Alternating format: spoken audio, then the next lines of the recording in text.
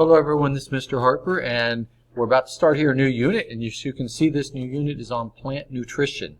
Now think about nutrition for a moment. You get the nutrition you need from the food you eat. Well, plants of course make their own food using photosynthesis, but they also need to pull nutrients from the soil through their roots, and that's really what we're going to talk about in this unit. So some outcomes or some objectives we want to do: describe the essential elements or nutrients that plants use, and describe some problems that occur to the plants if they don't get enough of those nutrients. List organic and inorganic sources of nutrients, fertilizer kind of things. Solve some fertilizer calculations, how much fertilizer to put on for needed requirements, and methods of putting that fertilizer on, and some careers that you could get into if you like this particular field of plant nutrition.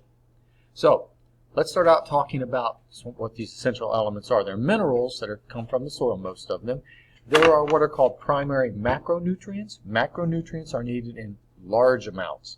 Nitrogen, phosphorus, and potassium are the big three there. Those are the ones that plants need the most of, the most important. They get them from the soil. Then there are secondary macronutrients. Plants still need a large amount of these, but not as much as the primary macronutrients. Calcium, magnesium, and sulfur are the secondary macronutrients. And then there are micronutrients that the plants only need in small amounts. Think of a microscope. Microscopes look at small things. Micronutrients, plants need them in small amounts. And you can see there's those there: boron, chlorine, copper, iron, manganese, molybdenum, and nickel and zinc. In addition to that, there are three elements that plants need that are not minerals. They don't come from the soil. That's carbon, oxygen, and hydrogen. Hydrogen plants get from water, and the carbon and oxygen comes from carbon dioxide and from water. But those are not minerals. So let's talk about these macronutrients. Well, first off, let's talk about the three that are not minerals. Hydrogen first. Plants get hydrogen by pulling apart water. Water is H2O, so they get 2 hydrogens from each molecule of water. Most of the oxygen that comes from that is not used by the plants, released as a waste product. And hydrogen is rarely a limiting element. A limiting element means that something that the plant can't get enough of to grow. Sometimes there's a drought and plants need water and they don't get it, but usually not. And that water is taken up from the soil. Second element is carbon. If you take a plant and you dry it and weigh it, about half of that plant's dry weight is carbon. So there's lots and lots of carbon in a plant. Plants get carbon from carbon dioxide, CO2, that comes from the air. It's rarely a limiting factor, only in artificial conditions, like say in greenhouses where there are lots of plants growing and there's not enough carbon dioxide in the air because the plants are taking it out of the air. But in an area where they're outside, it's never a limiting factor. Oxygen is the third. Plants get oxygen by breaking down carbon dioxide during photosynthesis and also from water when they break that apart. Most oxygen, like I just said earlier, is not used by the plant and it's released as a waste product. Some of the oxygen is used. Now let's talk about the macronutrients. The first one is nitrogen. It's needed in large amounts. This is the most important nutrient needed by the plant. It helps the plant because it helps it form proteins.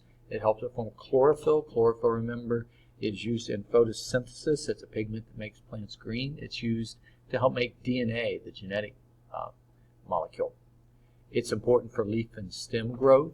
And some deficiencies, the leaf will become chlorotic, or chlorosis, Chlorosis means yellowing, and you can see it here.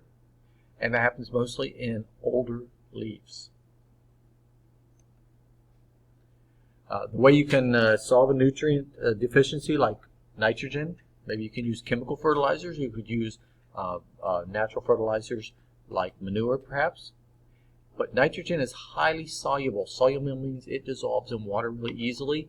And since it dissolves in water, if you put nitrogen fertilizer on soil and it rains, it leaches or washes out of the soil in the water, and then you put fertilizer on it, it does not going to do any good. Instead, the fertilizer is now in a stream nearby. So make sure you use proper timing to help that nitrogen stay in the soil. So if it's going to rain, you better wait, kind of a thing. Potassium is the second micronutrient. Nitrogen's symbol is N, but potassium's symbol is K. It's also a primary macronutrient. It's needed for photosynthesis, helps the plant make proteins, helps with fruit development. It also helps open and close little pores in a leaf called stomata that we'll talk about later when we talk about the leaves unit. And you see I've got a rock here. That's because potassium comes from broken down rock. It's present in the soil from where the rock, remember the bedrock material that the parent material that the soil comes from? There is potassium in the soil because it comes from that rock. And if you have a potassium deficiency, you will get chlorotic leaves, yellowing. You'll get necrotic lesions. Necrotic or necrosis means something has died.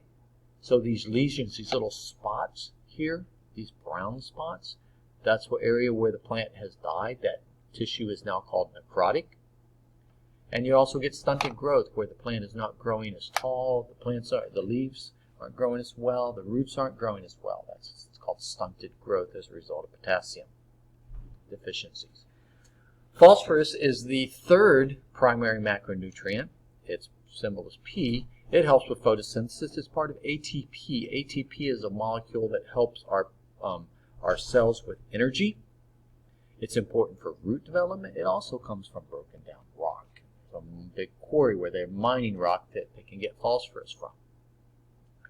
Phosphorus is highly mobile in the plant. It means it moves easily, but it doesn't dissolve in water well, so it's not going to leach out. It's not as important when you put phosphorus down that you really are aware of rain. But deficiencies include the burnt leaf tips, browning, and purple older leaves like this that you see on this particular plant. And that's phosphorus. Now, those are the macronutrients that are primary. Now let's talk about the secondary macronutrients. The first one is calcium. You see the symbol Ca. It's needed in large amounts, but not as large as nitrogen, potassium, and phosphorus. It helps, among other things, to strengthen cell walls. It's not mobile. It doesn't move in the plant very much. So any kind of deficiency develops in young tissue. This is called blossom end rot on tomatoes. And this is the end of the tomato where the flower was, the blossom, and if the fruit starts to rot on that end, it's from a calcium deficiency. Magnesium, Mg, is also a secondary macronutrient needed in large amounts. It's part of chlorophyll.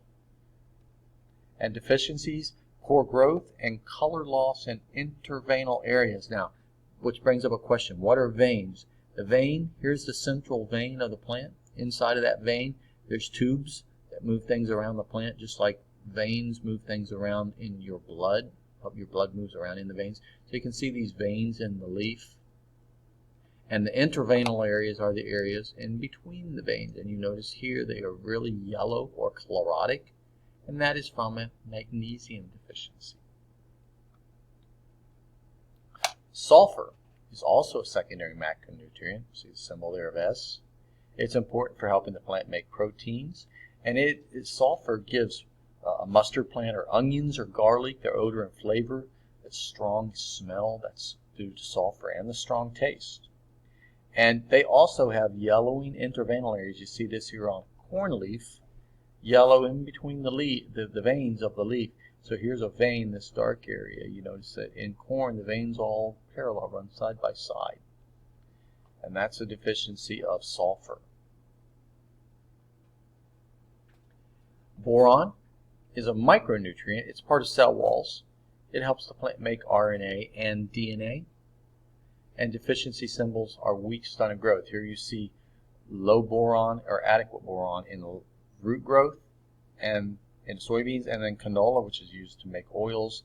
Low boron and adequate boron, you can see the differences in the growth. So that's a micronutrient. So I'm going to stop there. What we've talked about is the three elements that the plant needs that they get from the air or from water. And we've talked about the main primary macronutrients and the secondary macronutrients. and just barely started into micronutrients. Micronutrients are different from macronutrients. Micronutrients the plants need in small amounts. Macronutrients they need in large amounts. We'll talk more later.